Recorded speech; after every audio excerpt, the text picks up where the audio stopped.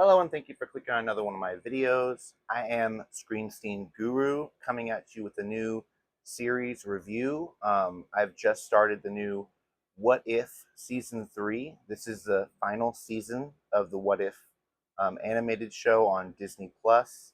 For those of you that have been following my channel, I have done videos on the previous seasons. I believe there's a video up for Season 2 at least. But I have watched all the shows.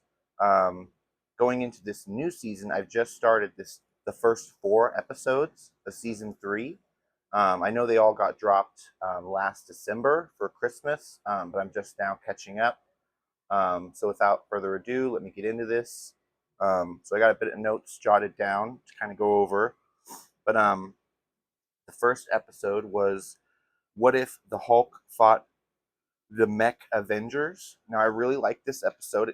It started off really strong for a season, animated TV series for Disney Plus.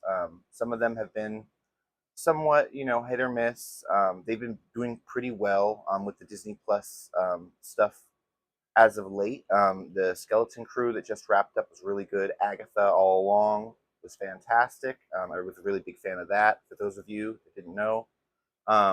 But as far as their animated stuff goes, we know we just got X-Men 97 about a year ago. I have yet to get into that. I'm probably going to be diving into that very soon. But I wanted to check out the final season of What If. It was one of my favorite Disney Plus shows, one of the ones they started with, they launched with.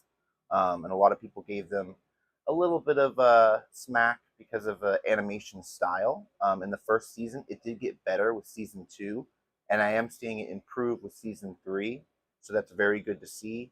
The whole story with Hulk basically trying to Banner, should I say, trying to separate himself from Hulk, and then basically creating a monster that wreaks havoc on the Earth and creates little spin-offs of itself, the Apex Hulk, if you will, a bit of a Godzilla X Kong reference, but very fascinating stuff. The fact that the Avenger Tony made them all basically Iron Man hulkbuster suits, and the Avengers fell to these creatures, but then a new team of Avengers rose to fight them. I thought that was very fascinating. They needed to focus on Sam, given that his Captain America Brave New World is coming out this next upcoming month in February. I'm very excited to see that. For those of you that are really hyped to see that, let me know down in the comments below. What did you guys think of this first episode? All of the mechs having to fight the different Hulks. And then at the end, a bit of the spoilers here, Bruce had to basically reintroduce gamma radiation to himself in the form of a nuclear bomb. And he became this creature to fight the Hulk, the Apex Hulk, and almost looked like Abomination with a tail and spikes. I didn't really care for the design of it.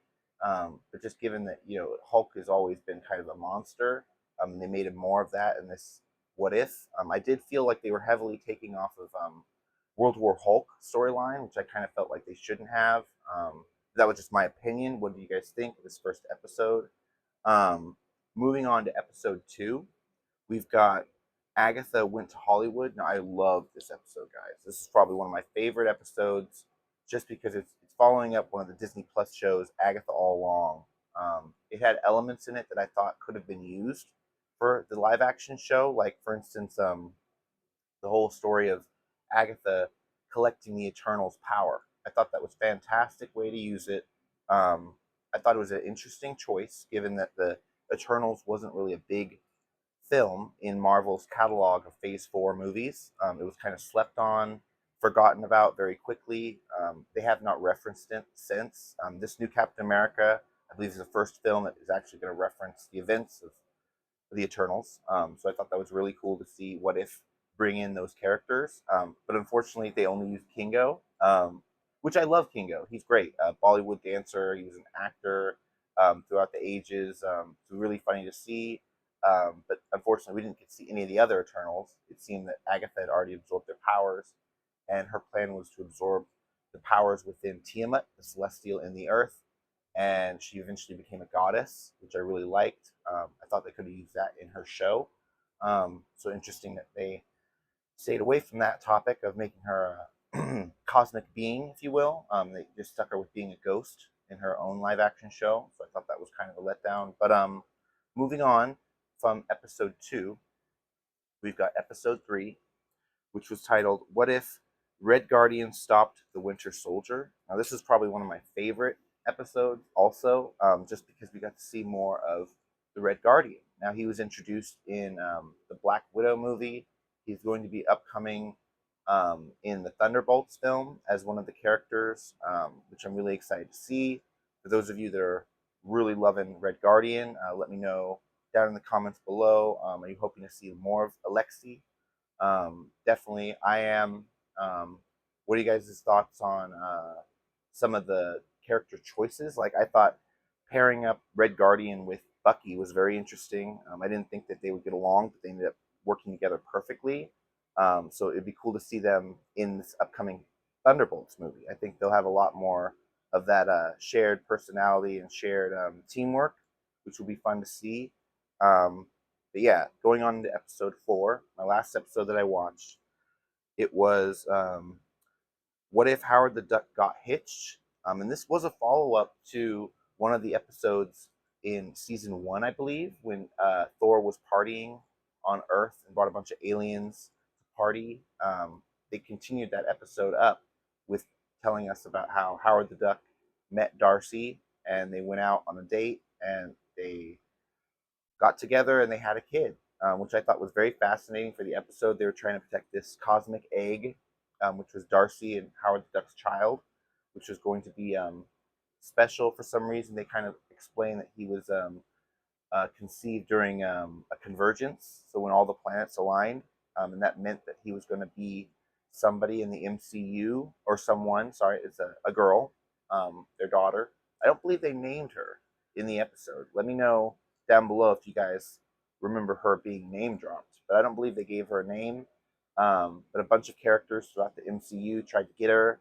I thought it was fascinating that we got to see the cult of Dormammu return, which they were some of the biggest, baddest threats in the MCU, and then they were just dealt aside after Doctor Strange won.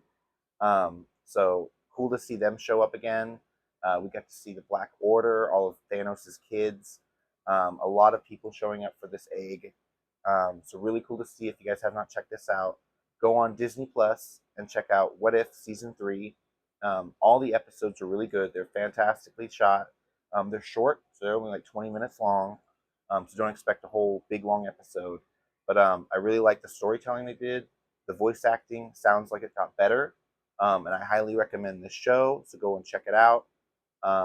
It looks like, I'm just got a little bit of information pulled up right here. It's got an 85% on Rotten Tomatoes, which is pretty high.